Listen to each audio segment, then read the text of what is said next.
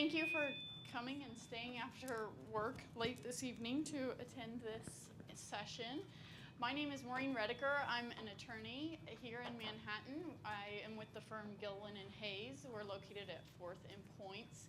And Jennifer Wilson is also with us from K-State Research and Extension. You got it. And tonight we're going to talk a little bit about living wills, powers of attorney, healthcare powers of attorney, and just keeping your records organized and what documents you might need, that kind of thing. So to start off the night, we're going to start with this green paper that you may have picked up when you entered the room.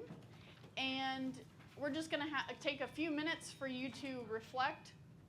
This document asks you to reflect on what you have and what your current needs might be. And we just thought that might be helpful before we start our session this evening. So if you want to take just a few minutes, and then we'll be back with you.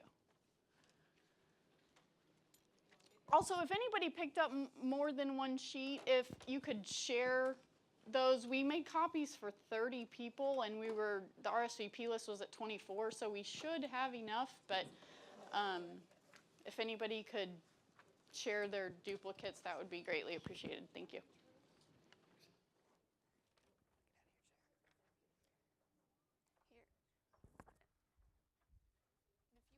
That set, I have a white set here.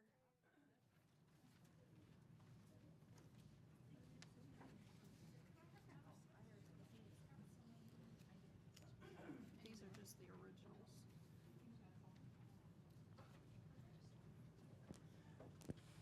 We made 6 extras, so I don't know where they all went. If you want to leave your email address or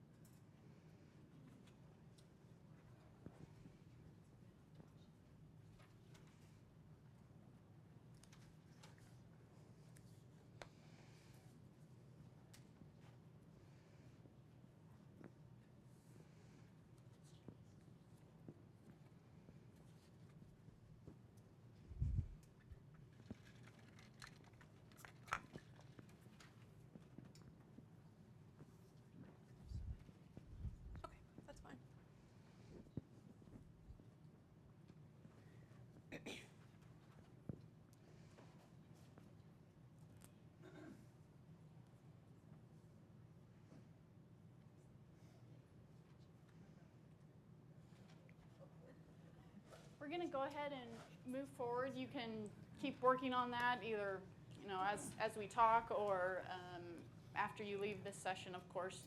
You can take all of those documents with you. As an attorney, I have to just give a little disclaimer that this is just for educational purposes. Individual circumstances can vary what would be appropriate for you in a particular circumstance. So I'm happy to talk to any of you afterwards or during this session, but just please keep that in mind. And now Jennifer will start with her presentation. Okay. Well, good evening, everyone.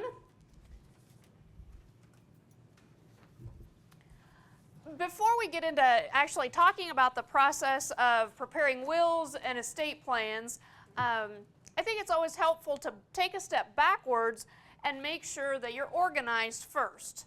Now, if any of you had stopped by my office today, you would wonder why on earth I was standing up here this evening to talk to you about being organized, but I did make a little bit of progress on the stacks today. So no matter what place you're at, I think it's important just to pick a place to start getting organized. If your home office looks like this guy's, you may not want to go back 10 years and start organizing. Maybe you just want to set a goal to start today and be organized from here on into the future. So as we talk about getting organized this evening, we're going to talk about what papers you need to keep, where you need to keep them, because perhaps you're holding on to some things that you just don't need anymore, how long to keep those papers, what to do if you've lost some important papers, and then how to make a plan to go forward. Some benefits of having organized records. You're going to have the information you need easily available to you. You never know when somebody's going to ask you for some sort of a document. And if you've got it organized, then you'll be more easily able to access that information. You may need to, at some point, provide proof of a transaction, whether that's proof that you own a house or a car, or if you're in some legal dispute, you may need to provide that proof that you do own something. You may need those documents in order to indicate what is needed to complete your will or your estate plan. Maureen will tell you, I'm sure, that it will make your attorney a lot happier and easier to work with if you come to them with your records organized rather than coming in with a Rubbermaid tote or a shoebox with stuff sticking out of it. Not to mention it would probably save you some money. I was going to let you say that part. And last but certainly not least, having an organized set of household records provides you with peace of mind, knowing that that's just one more of life's tasks that's taken care of. So let's talk about what papers we need to keep and where we need to keep them. We all have several types of information. We've got our personal and family information, like our birth certificates, our other personal family documents, property records, financial records, and then our legal documents like our wills. And there are several different places that we can store all of those records. And the place that we want to store them generally depends on how important those papers are to us. And I think a good rule of thumb is the more important something is to you, the more secure a location that we probably want to keep it in. Probably you all have these items already in your wallet.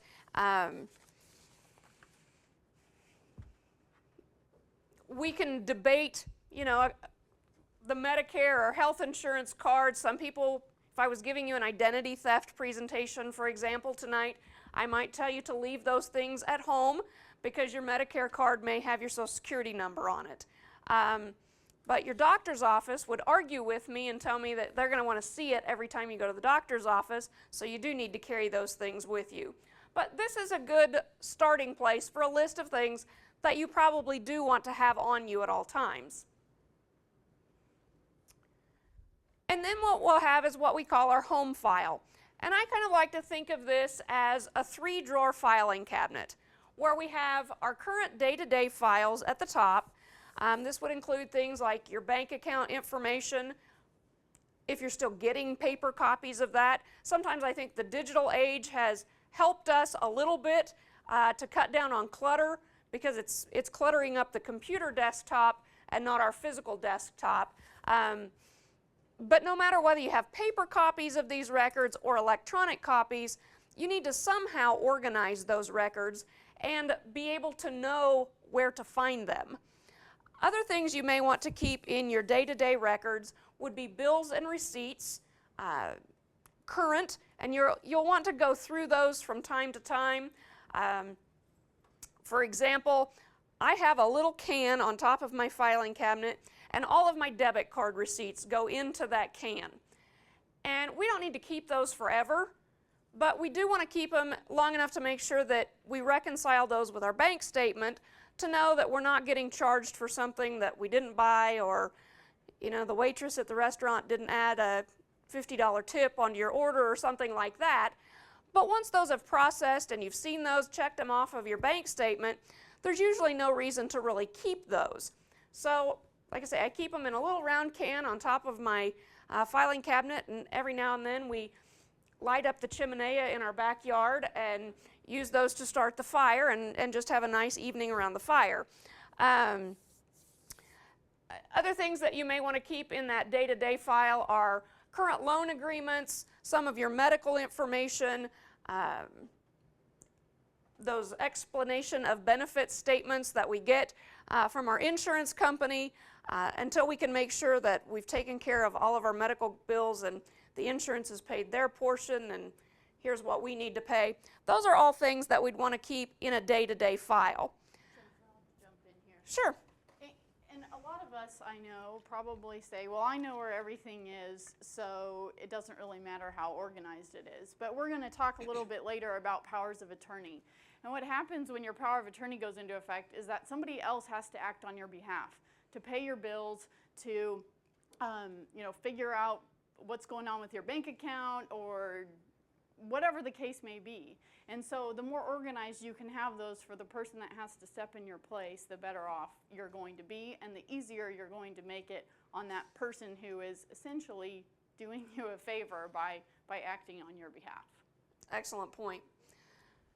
The next file drawer you may want to have are your permanent files, those ongoing records that you use infrequently, but that we still need to keep track of. Things like your employment records, your education records, that copy of your transcript that maybe you need to brush out or take out every now and then when you apply for a new job. That nice big thick book that you get every year from your health insurance plan. Things you don't look at all the time, but you don't want to throw away either. And then we may have a dead storage record. That third drawer on down, it's the drawer we don't get into very often, but it's things that we're just uncomfortable throwing away. We may never need them again, but we may want to hold on to those. Things like old tax records, records of real estate that you've sold. You probably don't need to keep a hold of those, but some people just have a real hard time getting rid of the deed to the first house they ever bought or something similar.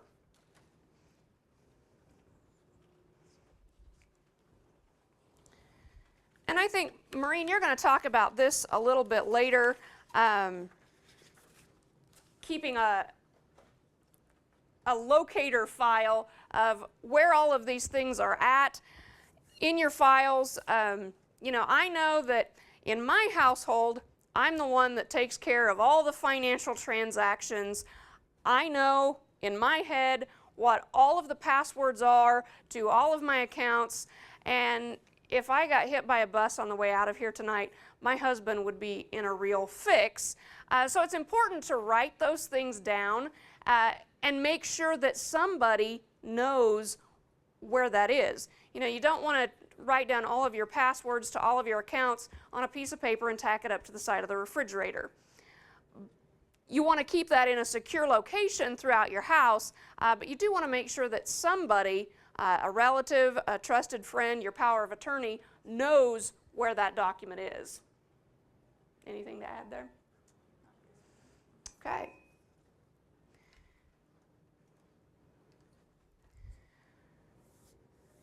How many of you have a safe deposit box or a home safe? Okay, usually one or the other is adequate. Some people feel more comfortable with that information being kept outside of their home. Other people think it's too much of a hassle to go to the bank and make sure you get there during the hours that the bank is open. But the safe deposit box or the home safe is a good place to keep any of those things that you can't easily replace or that it would be costly to replace.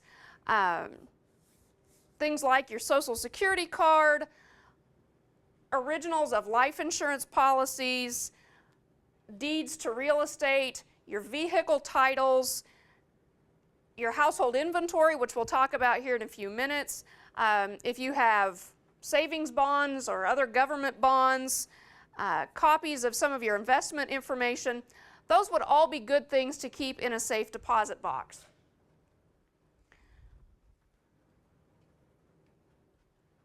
Some things that we'll get into talking about here a little bit later would include your wills, trust and related funding documents, power of attorney documents, living wills, citizenship papers, those personal papers like certificates of birth, marriage, or death, adoption papers, divorce decrees, important contracts that you may have if you are someone that has a copyright or a patent.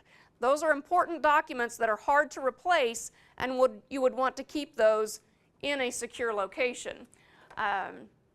There's probably a few of these things that you would want to have a copy of them in your home file in case somebody needed those, the power of attorney, the living wills. If you need those right away, sometimes it's not convenient to go to the bank at 4 o'clock in the morning. And there are certain documents that copies can be effective based on what you write into, for example, your power of attorney, your living will, your healthcare power of attorney.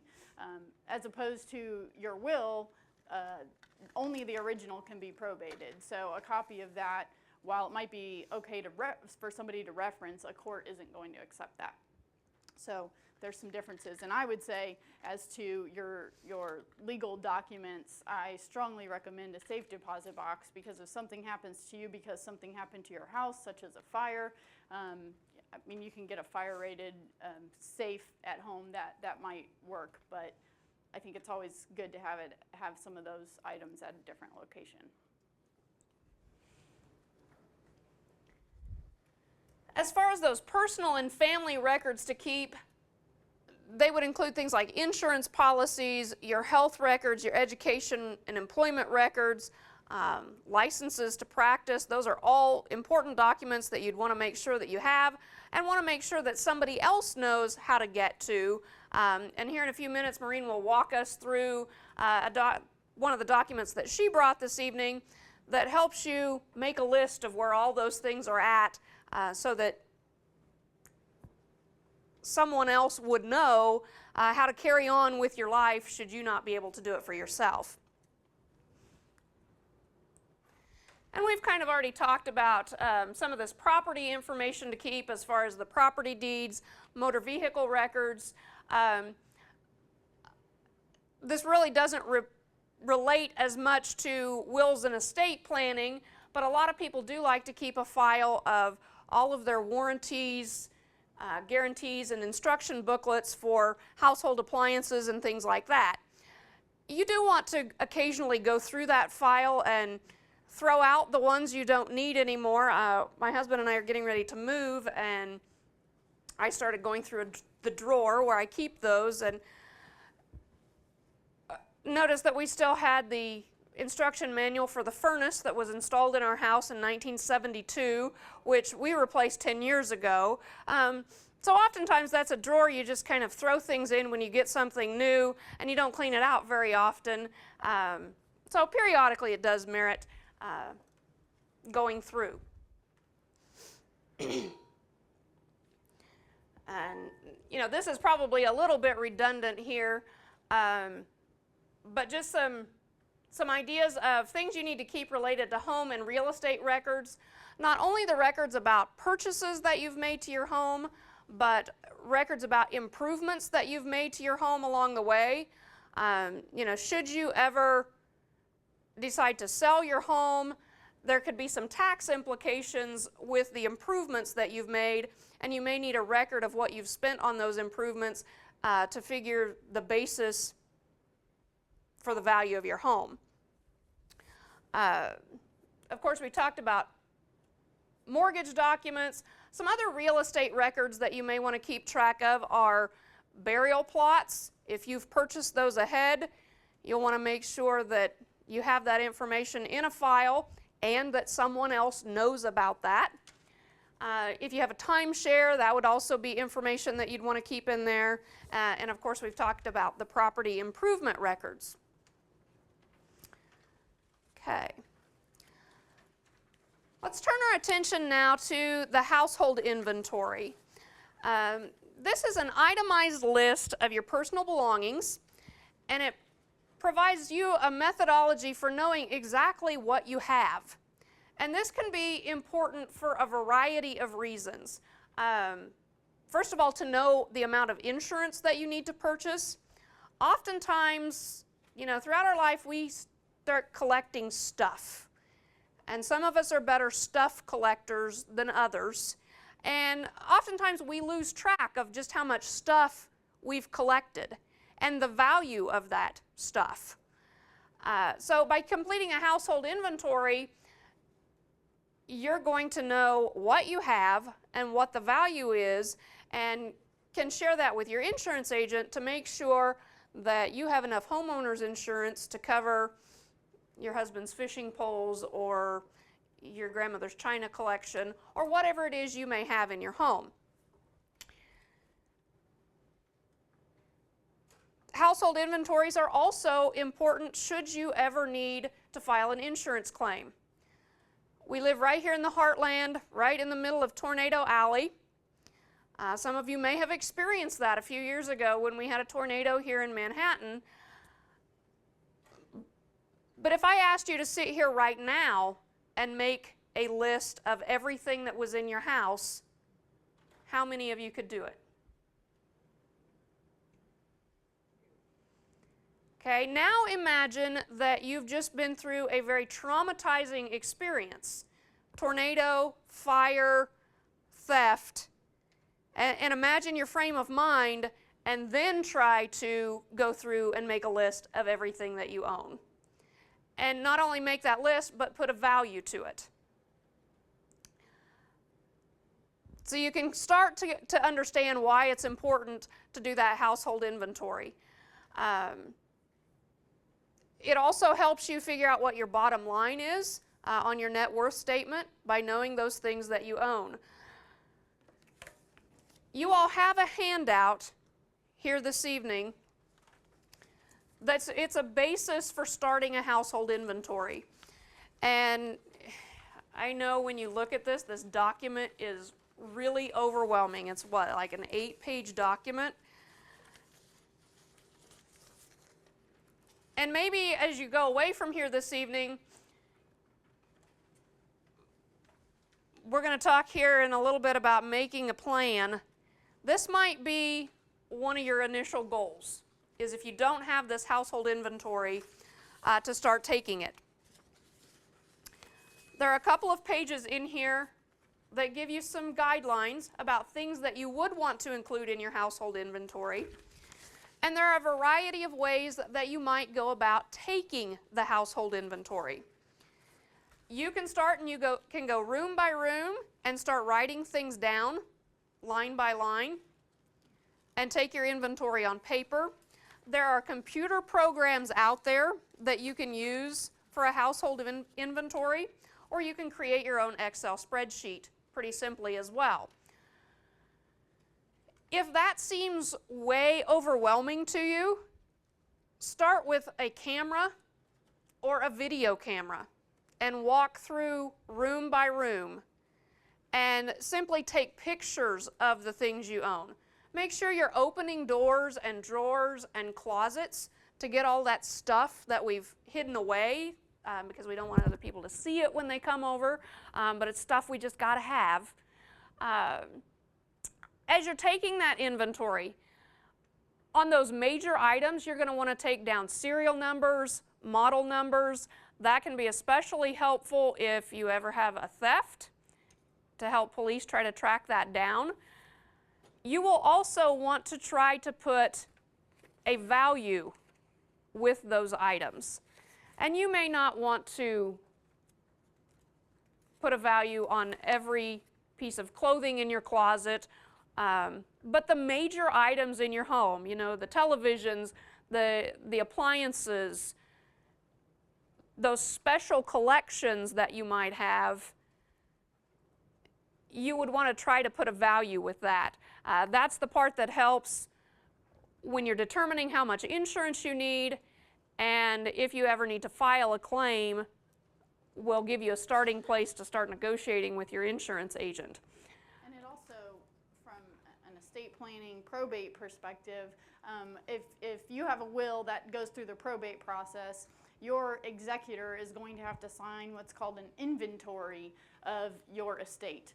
And that's going to set forth everything that you have, from real property to stocks to anything that is within the probate estate and sometimes the non-probate estate. So to have this inventory ready to go that has a value for that China collection and things like that would help your executor, the person you name to administer your estate. That would also help in that process too. So what helps you while you're living and handling your affairs may also benefit your children or your brother or your sister or your friend who's handling your estate or your affairs on your behalf when you're not able to do so. Another thing that this process does for you is may start to help you decide who you want to leave some of those valuable possessions to as you start writing out your will or other lists like that. Any questions about the household inventory? And please feel free to pipe in at any time if something's not confusing or clear, or you want to know what the implications of something are on the estate planning side of things. We're happy to answer any of those questions as we go along. Don't feel like you have to wait till the end.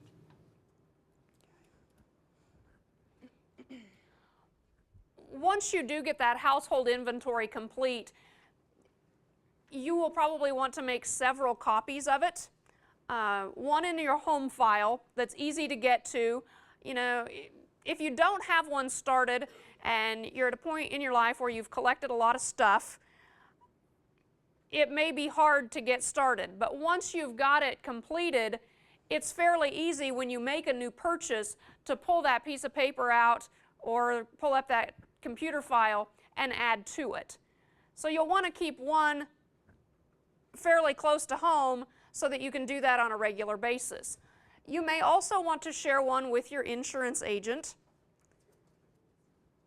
and put one in your safe deposit box. Or if you don't have that safe deposit box, give it to a child, a brother, sister, trusted friend, so that a copy of that inventory is outside your home in case something happens to your home along the way. Okay, let's turn back now to financial information that you may want to keep. These would be all parts of those day-to-day and permanent files that you keep within your home. Things like earnings records, account records from your financial institution, and again, more and more of those are being kept electronically for us now, which makes keeping track of them a little bit easier. Your credit and debit card information, and again, I would encourage you to think about the what ifs. What if your purse is stolen?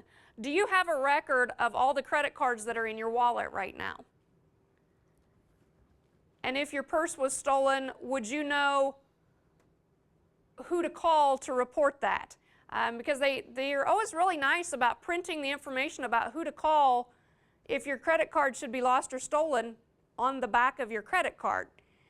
But that doesn't do you a whole lot of good if you don't have it.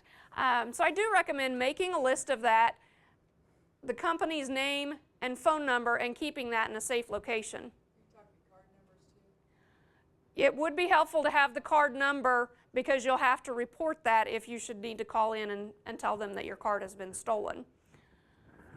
So just make sure, like I say, to keep that in a secure location in your house or your safe deposit box, because you sure wouldn't want someone to get a hold of that. Of course, we want to keep copies of our tax returns, and we'll talk about that in a few minutes, how long we may want to keep those records, retirement benefits, and a record of notes that you have out with a bank or money that you may owe someone else. Or that people may owe you. That's even better.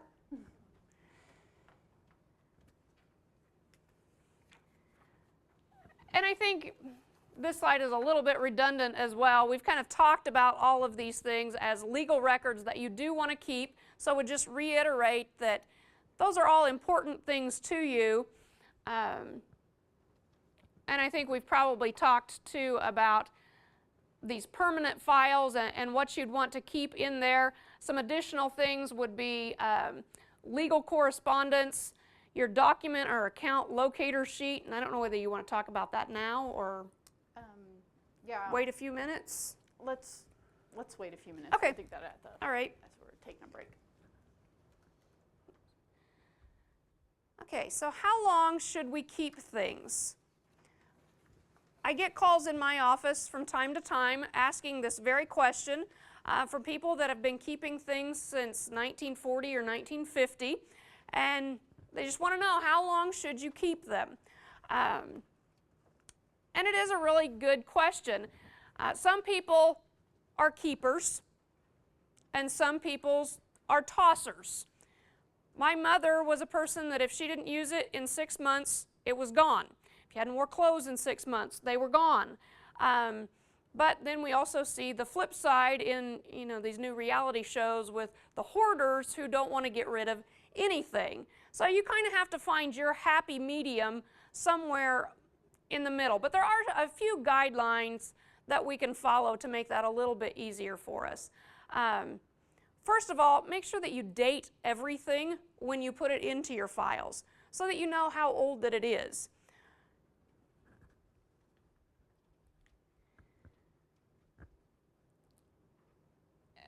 Things like insurance records, as long as you still own that property, whether it be a house, a car, you still have that current health policy, you're still paying premiums on your life insurance policy, you're going to want to keep the current records associated with that policy.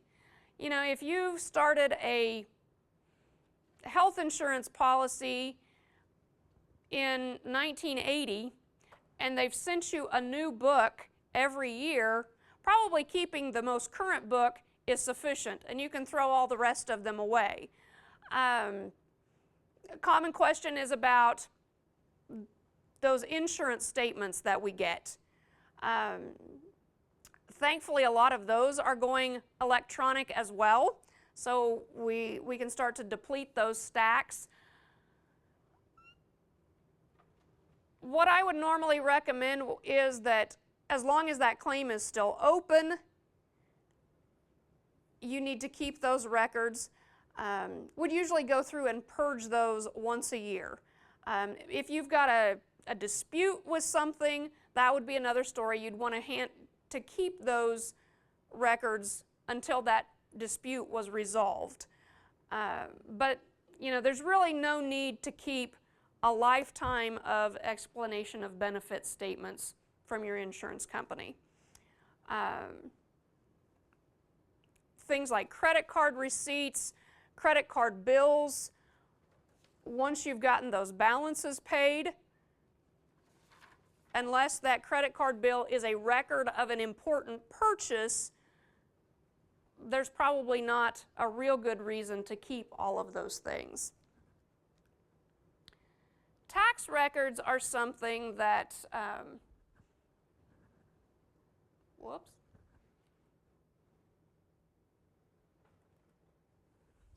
that we may want to treat a little bit differently. Depending on the records, the IRS recommends between 3 and 6 years. or as long as necessary for administration of the IRS code. Okay, what does that? Do we know that? I don't know them off the top of my head. Typically, I think the IRS, depending on what the claim is, if it's a claim, I believe, don't quote me on this, but I think if, for example, they think you fraudulently falsified your tax records, then I think they can go back however far they want. That's but right. if there are, if it's other claims, I think it's generally they can go back 3 years or whatever. You just want to be able to substantiate what you have done in your tax records, and I think having a CPA can help in that process too. Definitely. And this slide was taken from the IRS's publication 552 and really does a pretty good job of outlining how long you would want to keep certain records. You can access this particular publication at irs.gov, and it provided not only this helpful chart, but there was a lot of other information there. If you want more details about what to keep, that would be a great place to go and access that. But yeah, just know that if you file a fraudulent return or you don't file any return, the IRS can go back for as long as they want to. But Well, then it's typically the reason you want to keep your records is so that you can substantiate what you've done. Because if they have something that they think you've done and you don't have anything to contradict it, then they're more likely to win. If you don't think there's any problem, you only keep it for 6 years, but you're saying they can go back to year 7? You're kind of up a creek. Well, if you haven't fraudulently done that, then you're not Yeah, up a you creek. can't But you're defend saying if yourself they... either because you didn't say that 7th year of, I guess how far back can they go? Yeah, I mean, I've kept all my tax records. I don't know, this isn't necessarily my expertise in how far they can go back, so I don't want to say anything that's incorrect, but I would refer probably to this publication. generally, for most people, if you filed a normal tax return, 3 years is sufficient. Down here, number 5, filed a claim for a credit or refund after you filed your return. Essentially what that means is you've amended your tax return. And, you know, say you amended it 3 years later, then they can go back a little bit longer on that tax return based on the amendment. But if you do want more details, check out publication 552 on the IRS's website. Now, sometimes our important papers just get lost. I've dealt with a couple people lately that lost some tax records in a flood. You may have had a home fire, you know, other natural disaster, or you've just moved and they didn't move with you. But sometimes we do need to replace some documents that we've lost. And you have a handout there that I'm not going to spend a lot of time on this because that handout really does a pretty good job of telling you exactly where you can go to replace different kinds of documents. One of the important places here is vitalrecords.com or vitalrec.com. You can find a lot of that information on this website. That doesn't mean it's free. You may indeed have to pay for it, but things like that are out there and available to you. Okay, and I'm going to kind of wrap up my portion here and just in summary encourage you to start somewhere in the getting organized process. If you are a super organized person, I congratulate you because you probably have some of these things already done. If you're not, like I said in the beginning, pick a place to start. Whether that's the household inventory, replacing missing items, or filling out that locator of your important papers that Maureen's going to talk about here in a minute. Pick a place, write down a goal, and just get started. You have to start somewhere, and if you don't start, you'll never do it. Once you do get started, it will become easier for you, but I encourage you to make an annual appointment with yourself to get those records checked up and make sure that you're keeping them up along the way. So, any questions at this point? Yes? For the household inventory, do you recommend also including hardware and fixtures in your home? For example, a ceiling fan or, especially if you've made home improvements or anything like that? I think if those are really expensive home improvements, but generally, when an insurance agent is going to file a claim on your home, they're going to take that into account in the value of the home. You'll really want to concentrate on the value of the things that are in the home when you're taking your home inventory. But good question. It also depends on your circumstances. I live in a townhouse, and our HOA covers the outside of our house, but we're responsible for everything in the interior and any upgrades we've made. So our insurance, we make sure, covers those upgrades. So in my case, I would put that into my home inventory because that's something that's going to fall under my policy and not the HOA's policy. So it can just depend. Other questions? Yeah, I'll turn it over to you. All right. One thing I think that I would like to emphasize with all of this is we've thrown around the word organization, but this is really also about communication, and that's one of the topics that we want to emphasize tonight, is that this, through your organization, is a way that you can communicate with somebody who needs to know this information. Communication can happen verbally, it can happen through papers, it can happen through your organization system, whatever the case is. But in order for somebody to act on your behalf, which is a lot of what estate planning is about, then it is important that you communicate often in multiple ways to the people who will be involved. And I think through this organization is one of the ways that you can do that. If you look at the document that has my profile on the front, if you turn to the second to last document, it's called a documents item locator. And I thought we would just, in conjunction with taking a little break and getting up to stretch or use the restroom or whatever, that you could start maybe filling this out for the items that you know so that we get a jump start. I know a lot of times when we come to these sessions, it sounds great when you're sitting here and you don't have those distractions, but you walk out the door and all those distractions come back into your life. So if you want to take a few minutes, we can take a break and take some time while you're at the table or the chairs to start filling out whatever you might know where these documents and the items might be. Take like 10 minutes maybe? Yeah, we'll say 10 minutes. That way we can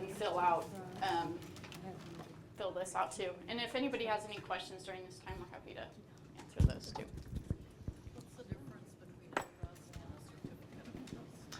A trust is the actual document that has all the provisions in it of what you want to happen when you're disabled or when you pass away. A certificate of trust is essentially a summary of that document. So when you go to open a bank account in your trust name or anything like that, that is the document that you will typically show third parties so that you don't have to show them the intimate details of what's in your trust. And most of the time when you execute a trust, you'll execute a certificate of trust at the same time.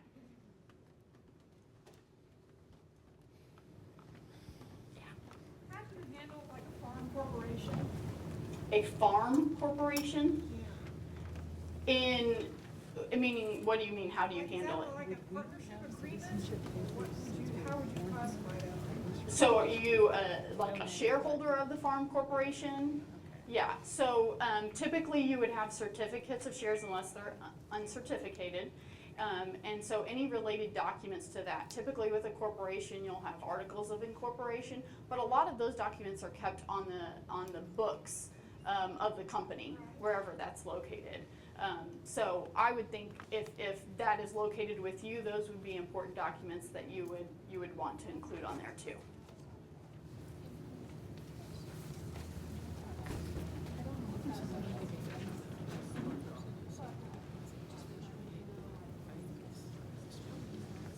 Yeah. Yeah, because you did both at the same time.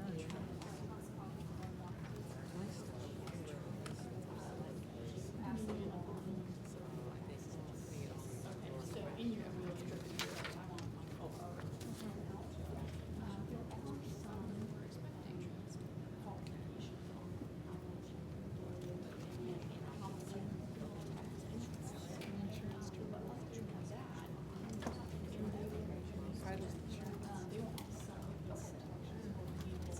If anybody didn't get copies of the handouts, do apologize. Great to have more people show up than we expected. If you will leave Maureen and I your name and your email address, we will pass that along and make sure that those copies get emailed out so that you do have a copy of everything that we had here tonight. And if you haven't found the snacks, they are over here, and please help yourself.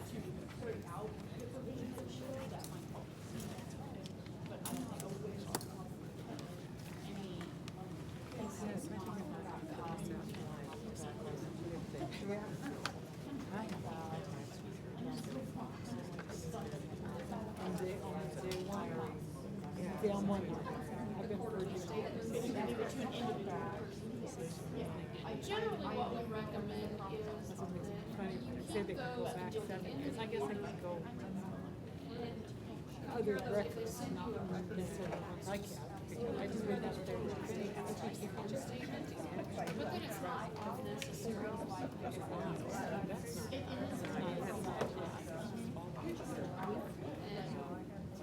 Those are not so it's easier to go back to access.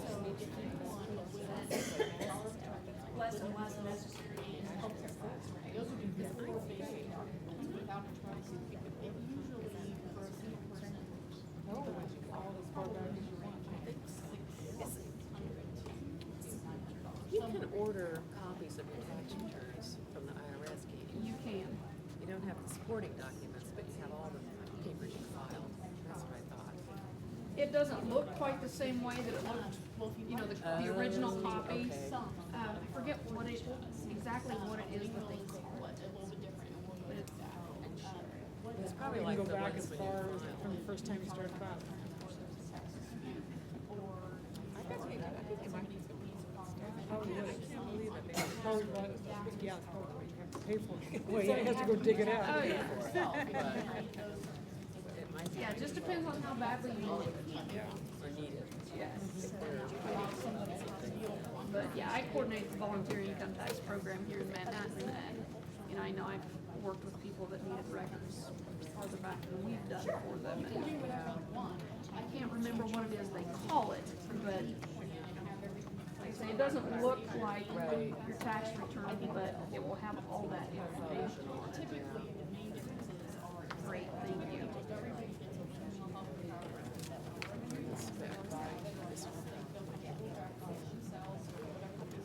And as you do come back from your break, like Maureen said, if you want to start working on this item locator, this is your chance to get that jump start on your task at hand.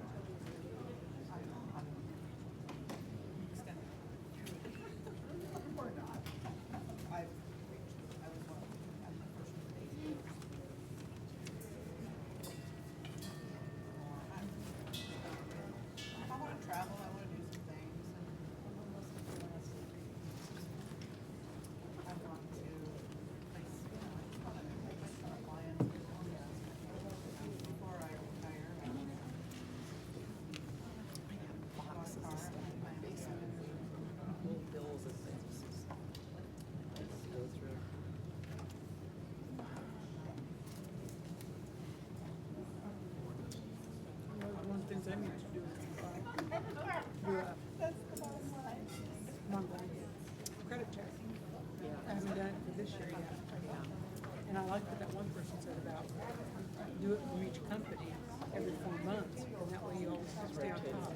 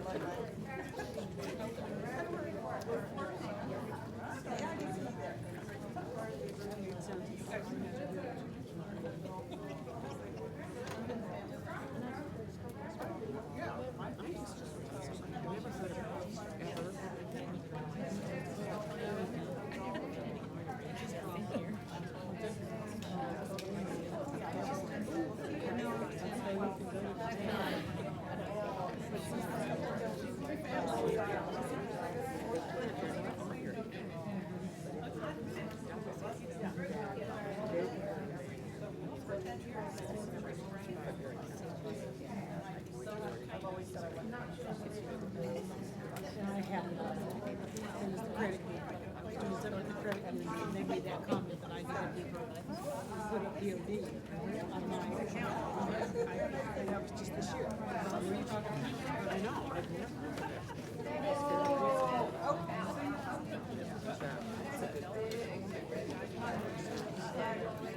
I'm not a golfer, I don't pay attention to sports, but it sounded like The problem is I have my sister Carol. And if, the thing of it is that we do so much together, and if we ever get an accident, we'll probably go together and Yeah. we're trying to get over the two grandchildren. And then we're going to get charged.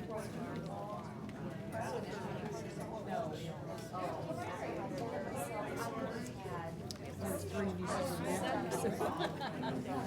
Two of you guys got 4.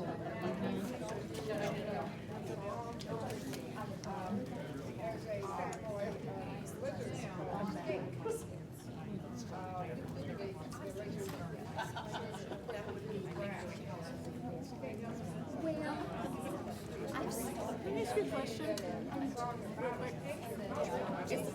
Is a will made in one state good in another state? Typically, the statute says that it is valid for the place it was made, and it is accepted as valid. Okay. The difference is there are certain differences in procedural type things, and the judge is used to seeing or some certain protections that are draft in will, or some states it's typical that you'll have 3 witnesses, and so while it might not be valid, it might not be what's typical, so Right. probably doesn't make you really want it, but just because you're new doesn't make it Okay. invalid. Okay.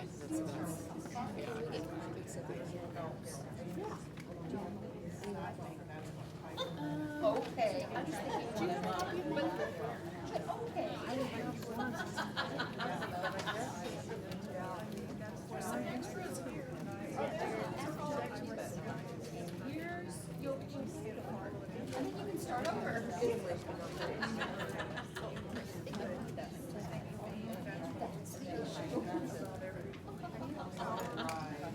All right,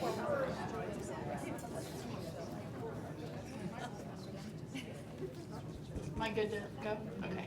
I think we're going to start back up again. Does anybody have any questions about the document, locators, communication, organization, why it matters, anything like that? All right. Then we're going to move on to what I'll call some basics of estate planning. And tonight we're just going to focus on powers of attorney and living wills. We're not going to talk about wills and trusts tonight. In a couple weeks we'll have more discussion on those. I think we're scheduled to meet again the 26th of April. So we'll delve into that a little more then. Tonight I just want to focus on powers of attorney and living wills. And in my handout, I'm going to start on this page. It looks a little bit different than on the screen. I'm not sure why, but that's where we are. So essentially, there's 3 documents that we're going to talk about. The general or financial power of attorney, a healthcare power of attorney, and a living will. Generally, these documents are effective. It depends on the document, but you can say when you want them to take effect. They can take effect now. They can take effect later, for example, in the general power of attorney. Often your healthcare power of attorney will take effect when you can't make decisions for yourself.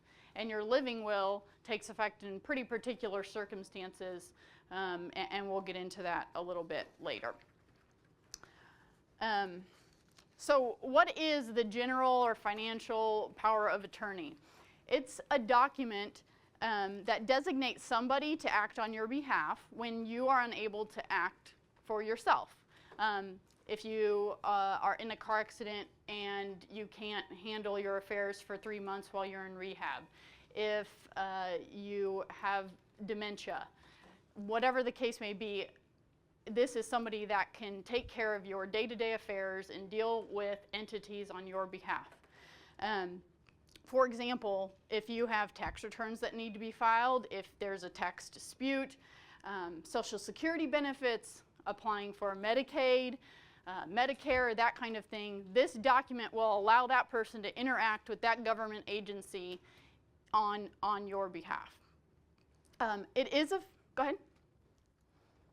How do you prove that someone has dementia? You know, when you have dementia, when people go into dementia, they are kind of stepping in and out of this world that sometimes they know what's going on, sometimes they don't. What can you do as a child when your parents are in this and you'd like to talk about power of attorney? And the way that we draft our powers of attorney is it specifically defines what is incapacity or what is disability. And often it will say that it is as certified by their attending physician, whoever their primary physician is. Or it may say when 2 physicians who have personally examined them are deem them to be incapacitated. Now the problem may be getting them to the doctor, but if you can get them there, that's typically how we define it. But it can be defined, like I said, the general power of attorney can take effect whenever somebody says it can. And often, for example, between spouses, we will say it takes effect immediately, but my agent, or my attorney in fact, is what the person you've designated is called, but my attorney in fact shall not act contrary to my intentions. Other people who say, I don't want anybody to act on my behalf while I'm okay, then it becomes a springing power of attorney. It springs into effect upon whatever you say. So if it's the 2 physicians or the 1 physician or whatever the case may be. so you need a letter from a physician? Is that how it works? Yeah, typically for the power of attorney. Now, if there is no power of attorney, then you will have to go through the court system, and somebody will have to be appointed guardian and or conservator to deal with those, and that's a whole different situation. But if it's a power of attorney, then yeah, and usually if you just append that to the power of attorney to prove that it is in effect, then people will accept it. So you need to catch them when they're still somewhat able. Is it necessary to have a power of attorney in order to, like, for instance, my husband's mother got to a point where she couldn't take care of herself anymore, so we had to put her in a rest home, so he took over all of her affairs and everything. And I don't think there was a power of attorney. Is it necessary to have one and be able to deal with Medicare, Social Security, and life insurance? Often it is. Now, you may be able to get away with it if they haven't figured out that you're not her. You know, if you're just filing something electronically and saying that you're her or in her place, then that may be a different circumstance. But the problem arises, for example, if you and your husband are governing or taking care of your mother-in-law's affairs, a bank doesn't have to deal with you or let you access her account, and they can be held liable for that. But if they have a power of attorney to show that, then that gives them some flexibility and allows them to be able to let you have access to those. Does that make sense? Should you have more than one power of attorney in case something happens to yourself and your husband at the same time? And at what age do you think children are responsible enough to be start with the second one. It totally depends on who your children are, and the children in the same family could have very different ages, and some may never be responsible enough to do that. The way that we draft our powers of attorney is we always name an alternate, so that if the person you name cannot act, here's who my backup is. And if all the people that you name can't act on your behalf, then we typically will put in there that the last one or any of them, kind of depends what you want, but that they can appoint a successor attorney in fact for you. When you say can't act, what do you mean? They don't want to, or? Whatever the case may be. If they are unable to, unwilling to act on your behalf, whatever the case is, then it can revert to your alternate. Is it necessary to have a power of attorney if you're married? I mean, the spouse, don't they have access to all this information as a general rule? Well, it depends if their name is on certain accounts. For example, I called the cable company the other day, and because my name's not on there, they wouldn't talk to me. So if you're joint owners, then yes, you have equal rights to it. But what happens if something happens to you and your spouse? That I understand, yeah. Right. Or what happens if the kids try to tell the husband that, no, that's not what mom wanted? Right. You know, you could get family dividing Right. against each other. Right, and that's a benefit of all of these documents, is that it lets third parties, not necessarily the people that you've designated to act on your behalf, but it lets everybody else know what your intentions were. And that goes for really all estate planning documents, and it can sometimes help resolve what would otherwise be disputes. It's myself and my two sisters. Is it correct that my parents could have something written into the power of attorney and say that 2 out of 3 of them need to agree? Yes. Yes, you can have more than one person acting on your behalf, and you can designate it so that they have to act together, that they can each act separately. Sometimes we'll draft into it if you have, for example, some of my clients that are business owners, and they have somebody that they really trust to do what's in the best interest of their business, and we will draft in there, not that it's binding, but that whoever they name as attorney in fact shall consult with prior to these types of decisions, the sale of real estate, borrowing over this amount of dollars, you know, you can be pretty flexible with that. Somebody else? So essentially, go ahead. Is there a difference between power of attorney and like a conservator? Is there a difference? Yeah, a conservator is going to be somebody who's appointed by the court after you go through a court system, and after you go through a court procedure, I should say. So, and often, again, in our powers of attorney, we'll draft it to where if for whatever reason it's deemed that you need a conservator or a guardian, that it is your wish that the attorney in fact be appointed in that position. So essentially, this is a document that while you're living, but you can't make decisions for yourself, somebody else is going to make them for you. And as we talked about, there's a lot of different variations and a lot of backups and things like that that you can put in there. If you have a general power of attorney, then that allows them to act on your behalf in essentially everything. There are certain things that have to be specifically stated in the power of attorney if you want them to be done. For example, if for tax reasons you wanted to amend your trust or create a new trust, then that has to be a power specifically delegated in your power of attorney in order for your attorney in fact to have that power. And that's just based on the Kansas statutes, kind of as a protection, I think, for the average person. Go ahead. How many copies of the power of attorney with original signatures should you have? Because sometimes don't you have to send the originals to places? Most of the time, the way we draft ours is that a copy is as good as the original. And we don't do that with all documents, but with powers of attorney we do for that very reason, because you might have 10 third parties that you're dealing with that need a copy of that in order to know that the authority is there. I recommend that you keep the original in a safety deposit box, give a copy to whoever the person you've named is in there, and then we draft in there that a copy may be accepted.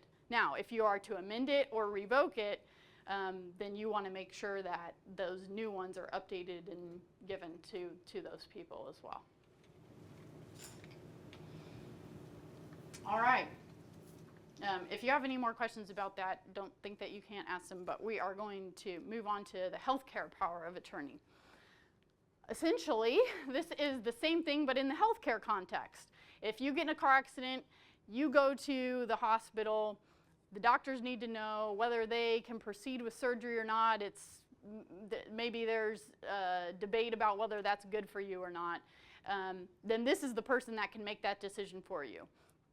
Often now, we will also draft in there authorizations under the HIPAA law that allows that person access to your healthcare records so that they can be informed and make that decision for you. So this power that you delegate in here typically takes effect when you cannot make decisions for yourself any longer. We'll often put in there that it's when 2 physicians certify that you are suffering from an incapacity or disability, that kind of thing. We also will coordinate this document with the living will, which we'll talk about in a little bit, so that they coordinate and jive together. Again, we often advise people to name a backup in case it's your husband's your first one and you and your husband are in a car accident. Who's then going to make that decision? I would caution naming, if you name more than one person and you don't put that there's some sort of majority rule or something like that, then they have to agree to make that decision. And sometimes when you just have 2 people, and even if it's 2 people that you think would agree, in traumatic circumstances, when these are usually in place, that doesn't always happen. So that's just something to consider. And some people say, I don't care, I have 2 kids, and they need to agree and figure it out. And that's how they want it. But as I've advised my parents, my mother and father-in-law, pick one if you have one that you can trust, and it just makes it easier. And you can always draft in there that you wish them to consult with the others or whatever your wishes are. Does anybody have any questions about the healthcare power of attorney? The healthcare power of attorney also, if you don't have a living will, you can designate this person to make those life-ending decisions for you, whether you want to withdraw treatment or fluids or whatever, antibiotics, all of that. You can have this person do all of that. And this is where we'll segue into a living will. Some people say if that's the situation, it's going to be really stressful, really traumatic, and the last thing I want to do to one of my loved ones is to make them decide whether my life has ended or not. And so what a living will does is it is a direct direction from you to the physicians that in certain circumstances, for example, if you are in a permanent vegetative state without chance of recovery, that you do not wish to be kept alive. And the way we draft ours is you can put specifically what you don't want or what you do want. For example, I've recently drafted some that comport with the Catholic beliefs that fluid and nutrition are not medical treatments and that they shall be given to the person. A lot of other people say, no, I want those withdrawn. If that's the only thing keeping me alive, and I'm in a vegetative state, I don't have chance of recovery, I'm being fed through tubes, then I don't want that. I don't know if a lot of you remember the Terry Schiavo case out of Florida, but that is exactly what the living will gets at. And she did not have one, and there ended up being a dispute between her husband and her parents as to what her wishes really were and what she wanted, what treatments she wanted or didn't want, and what she wanted withheld or not withheld. So, so this document does that for you. It's pretty specific to the statute. We also tend to include, because it is at a life-ending stage that this usually occurs, we also will draft in there whether you want your organs and tissues donated, whether you want to be buried or cremated, and some of those things. So I think that's the differences between the living will. So in your living will, you're not designating somebody else to act on your behalf. You're making a direction while you are competent and not incapacitated directly to your physician, so that your physician is authorized to remove certain treatments. Now, if you have a trust, does that override the living will? For instance, if you have written in the trust that you want to be cremated, does Well, that?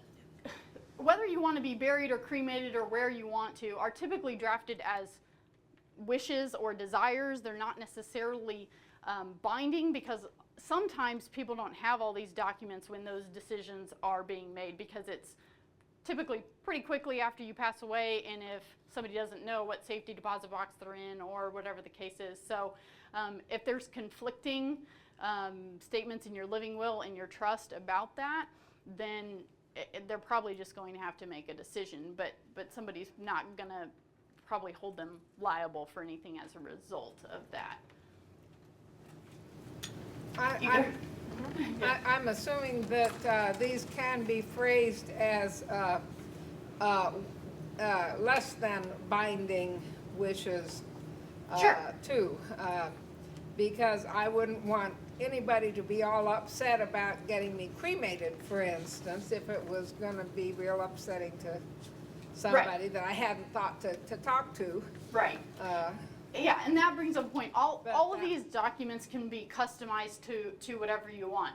And the only thing about leaving something as wishes, which burial and cremation, all of that is anyway, but if you only express things as something that isn't mandatory, then somebody still has to make that decision. And so you've only helped them maybe a little bit, instead of you just making the decision for them, or designating that specific person to make the decision. But you can certainly, for example, in your healthcare power of attorney, if you for whatever reason had something specific you wanted with healthcare, you could certainly draft in there that it is my wish that this happen or this not happen.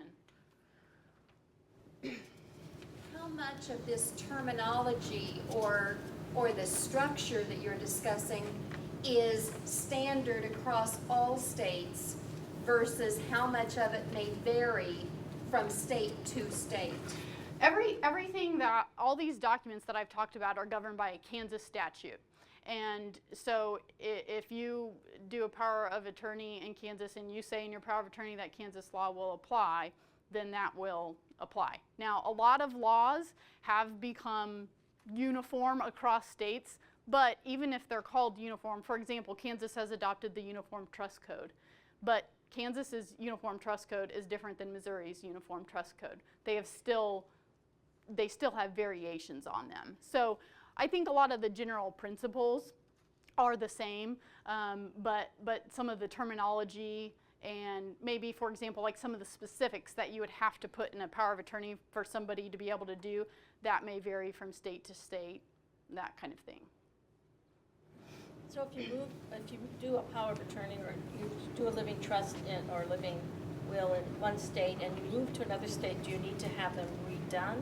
They're still valid, but for those things that, because doctors, for example, or banks, or whoever is dealing with this document is going to be used to seeing the same type of thing or a similar thing under that state's laws, then those ones we typically say update. If you have, for example, a revocable trust, which we're not talking about tonight, that can go, from one state to another. Now, it might still be advisable to change it if you're going to be there. Same thing with a will. It doesn't make it invalid as long as it's valid in the place where it's executed, is typically what the statutes say. But for familiarity and so that your attorney in fact doesn't run into problems, sometimes it's advisable to update them at least. Which raises the question, how often do you need to update a will?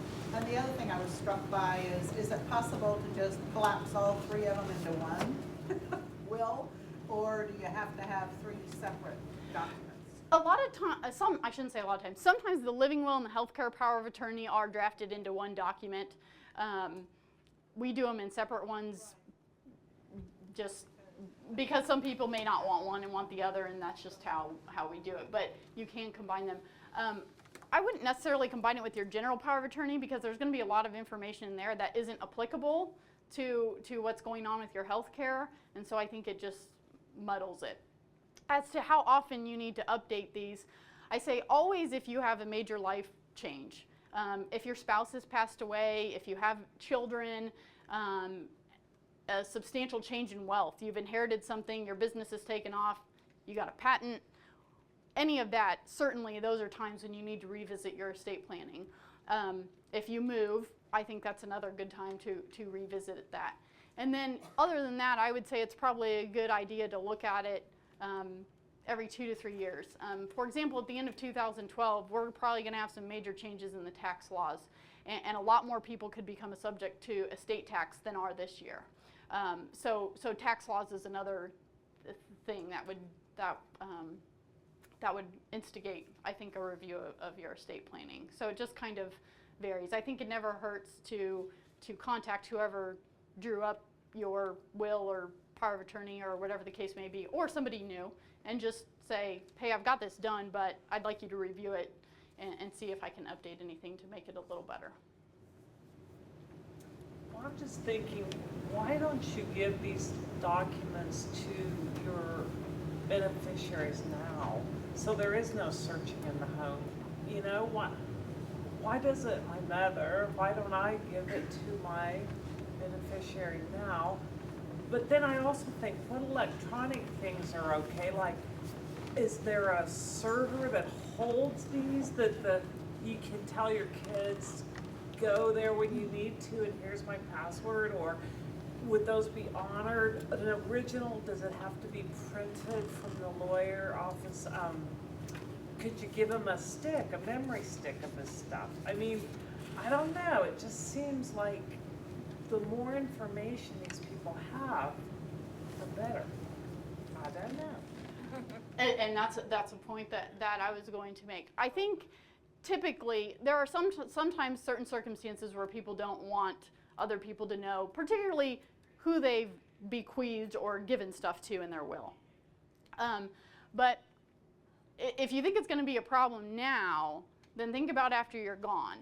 And I think surprises are typically not good. It just makes it more likely for there to be a dispute about what the answer is. So typically, I will tell people, whoever is your attorney in fact, whoever is your executor, go ahead and provide them copies. I hesitate a little bit on the wills because a copy isn't good anyway, and you don't want too many old documents floating around out there such that there's confusion as to what's really in effect or not. So that would be my hesitation in just giving them everything. I think you want to keep all your originals in a safety deposit box or safe in your home so that you know where all of them are. But to tell whoever your attorney in fact is, or your trustee under your trust, where that safe deposit box is, where the keys are, and putting them on that safety deposit box may not be a bad idea. A lot of times when we do a whole estate plan for say a couple that has 2 kids, we'll make a copy for the couple, a copy for each of the kids so that they can have it, they're aware of what's going on. Sometimes copies will be left in the safe deposit box to be distributed at the time of death. And then the originals, of course, I think it's good for you to retain those.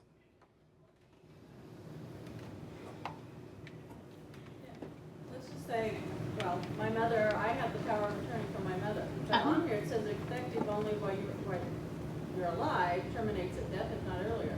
So then how do I get into her safety deposit box or her, whatever? If she's passed away. Typically, you can use it to do a safety deposit box. The other way, if you're named on the safety deposit box, or a lot of our clients that have trusts, they'll put the safety deposit box name in the name of the trust, and that way whoever is acting as trustee at that time can have access to it. But I think there is a little window on safe deposit boxes to help facilitate that. I'd have to look it up to see exactly what it is, but I think there is a little window on when you can do that. But you can't go, for example, and get into her bank account and do all of that if she has died, or you can then be held liable for that if you've exceeded your powers under the power of attorney.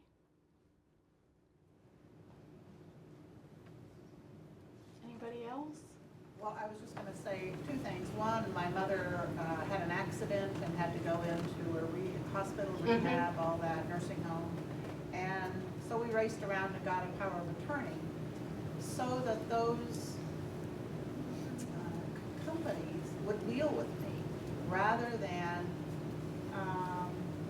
pestering my mother, I didn't want to even leave her alone. She needs to get well and not be. Exactly. And it worked out just fine, but it was a hurry up, stressful kind of time. She had a broken arm and we were trying to get her to sign. It was just Exactly. worst case kind of thing.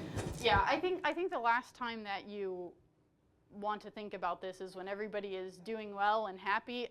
It's not really fun to think about when you're disabled or incapacitated, or when your loved one is disabled or incapacitated.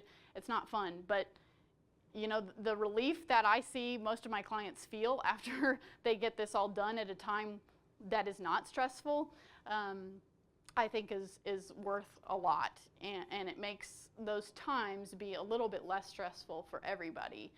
And I think it's good to keep in mind, if you don't do this, somebody is probably going to have to do it for you. And so it's who you want to have the burden. Do you want to put the burden on somebody else to do that when you can't make your wishes known anymore and they kind of have to guess what's in your best interest then, and possibly have to go through a court proceeding to get that done? Or do you want to do it while you're living and feeling good and everything is not so stressful?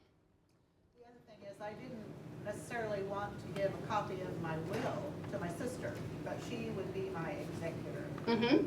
So after I redid my will 10 years ago, I sat down and wrote her a letter and said, Carol, I just want you to know that I've designated you as the executor in my will, and the time may come, and just softened it and had a little visit with her, but at least she had something in writing that would, make it official that that's what I intended for her. Yeah, And the will is in the box. And I think that's a good idea. And I think that goes back to that there's a lot of different ways that we can communicate with people about this. And whether it's in writing or verbal, or by organizing our documents or giving them copies of documents, or a combination of any of that, I think communication is really important in the process so that everything will go smoothly when the time comes. Yeah.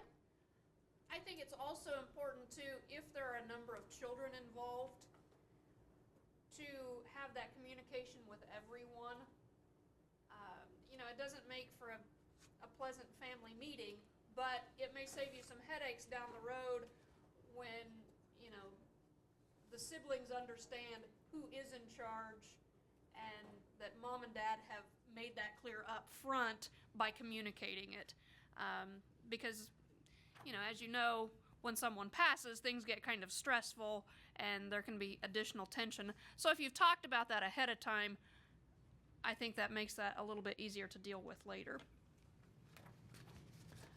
We have a few minutes left if people are still staying around.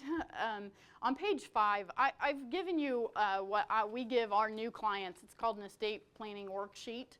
And just so you can see kind of what information you may need to gather when you go forward with this. At the bottom of page 5, it's labeled additional estate planning documents. And these go through some of the decisions that are related to the documents that we've talked about tonight. Bottom of page 5 of the first document that's in there. And it starts with 1, declaration, living will. And if you just want to take a few minutes and go through some of that, I didn't know if that would maybe spur any more questions of clarification. I know sometimes when we're in these sessions, it all is clear as mud, and then we go out and it's even muddier. So, so if you want to take a minute and start writing that in, and if you have any questions as you go along that you think of, sometimes when we make it more personal, it raises more questions. The documents like your power of attorney, your healthcare power of attorney, your living will, does that have to be done through an attorney, or are there just forms out there you can use to fill out, signature notarized, whatever? No document has to be done through an attorney to be valid. No contract does, no anything, as long as you have the elements that are required by statute in there to make them effective. Sometimes the average person doesn't really know that, and so they think they're doing something valid and then they don't, and then it creates more problems. There are statutory forms for the living will. They are not exactly as we would draft them. We get into some more particulars. But the short answer is no, you don't have to have an attorney for any of this. But we deal with those laws every day, and so we're pretty familiar with them, and that's the advantage that you have. And in a previous session I had somebody ask a similar question about wills. Why not just use LegalZoom? I can go there and buy it for $29 or whatever the going rate is on LegalZoom, or whatever any of those websites are. And not to disparage LegalZoom, I really have never used it. I don't really know what it's like. But my response is, if you had a problem with your knee that needed therapy, you could go on the internet and find those exercises yourself. But would you get as well as fast as if you went to a physical therapist that dealt with that kind of thing day in and day out? Not exactly the same, but I think it's along the same lines. So no, you don't need me or any other attorney for anything, but I think it can make sure it's all done right and it's all valid is the biggest thing. Go ahead. Okay. I've never done anything like this with an attorney, so for my first time, if I wanted to do all of the 3 things listed here plus the will, what would be an expected amount of time that I should plan on meeting with an attorney? So is it usually done over several periods? Can you do it in one time? And I know this is probably different depending on the attorney, but cost for something like that? I got this question last time too, so I'm prepared. On the first one, typically there's an initial meeting. It looks different for different people. Some people say, I want an initial meeting to find out kind of what you guys are finding out tonight. What are these documents and why in the heck do I need them? For people that are past that stage, then and that initial meeting would probably last about a half hour to an hour. If you're looking to go beyond that and actually discuss what your particular wishes are, we would typically send out the estate planning worksheet, have you fill that out, or at least go through it and attempt to fill it out. And that makes that conversation a little more productive and meaningful. Then we can see what are your assets, what beneficiary designations are you going to have to change when we complete this. And those sessions can last an hour, 2 hours, I mean sometimes longer. It really depends on how customized you want to get, what your assets are, that kind of thing. Then I would take time, and along with my legal assistants who we involve in the process to hopefully make it a little bit cheaper, we would draft the documents. And then afterwards, it looks a little bit different depending on who you are. Some people say, I want those documents emailed to me and I want to review them all so that all I have to do when I come in is sign them. And they'll correspond with us over email. They'll correspond with us over the phone. Other people say, I want to review them with you and I want you to explain to me what this legal jargon means that you've included in here. So to execute all the documents, it depends on what documents you have. If you have trusts and you have funding documents, which we'll talk about next time, that can take a while. I mean, I typically allot 3 to 4 hours for something like that. If it's just the straightforward, simple documents, and all you have to do is execute, I've done that in a half hour to 45 minutes. So it just depends. As to the cost, it varies based on the law firm you go to, what your assets are, all that kind of thing. I can tell you recently, for example, I've had a couple of clients who didn't really want a whole lot of customization. They were new parents. They wanted to make sure a guardian was named for their child in their will, which is something we'll talk about next time too. And that was their main concern. And so we did a will, a healthcare power of attorney, a living will, and a power of attorney. And it usually, those ones ended up around $800 to $900 by the time you get done with that. That was for a couple, so that's 8 documents. Sometimes a little more than that, but it really just depends. If you go into the trust, you're talking probably in the thousands, because it's just a lot more involved and a lot more work, and we'll talk about why in the next session. Does that help? Thank you. If you have a trust, but you have like a life insurance where you would just say your beneficiary is such and such a person, should you be putting the beneficiary as a trust for some reason, or? Depends on your circumstances. If are you married? I'm single. You're single. And okay. Everything's going to my son. Yeah, it really just depends. Typically with spouses, they name each other individually because they can always disclaim it. Otherwise, we typically name the trustee of the trust or the trust directly itself. You can do it in a couple different ways. And that's something that's a point of emphasis that I want to make next time, is coordinating your whatever documents you have with those beneficiary designations, whether it's on life insurance or retirement plans. There's a lot of different documents that require beneficiary designations, and who do I name on that? I was just going to comment that in doing the inventory, I would really encourage people to inventory their documents with beneficiaries and be sure that those are up to date. And if you have questions about your K-State life insurance, call me. Thank you. Yeah, for example, I have a probate matter, and the lady who is now deceased redid her will in order to avoid her son, because her son has some creditor problems, and which was great for what's passing through the will. But as we've gone through and done most of it, there's a whole lot that's not passing through the will. For example, the owners on bank accounts included her son. Beneficiary designations on those bank accounts included her son. Life insurance, the alternate beneficiary after her husband, who is deceased before her, included her son. So now all of that is passing outside the probate process, outside of the will, to her son. So it is very important, and that's one of the points of emphasis for next time that we're going to talk about, that you coordinate your whole plan and not just a piece of it. Anybody else? I had to get, my husband was ill and passed away, but I had to get another power of attorney for real estate transactions while he was ill. And that was just a surprise. I had thought that a will and a power of attorney would be all I would need. Maybe it was a power of attorney for real estate. Maybe that was it. I'd have to see. It just depends on, you can have a power of attorney that's limited to certain items, and you can give different powers of attorney to different people.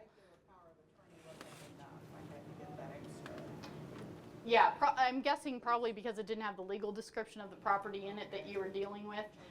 There's also in Kansas homestead protections, so you can't pledge that unless somebody has consented to it. It is very protected in Kansas. So if it's your homestead property, there are certain things that have to be in the power of attorney and certain consents that you need in order to be able to do some of that. Anybody else?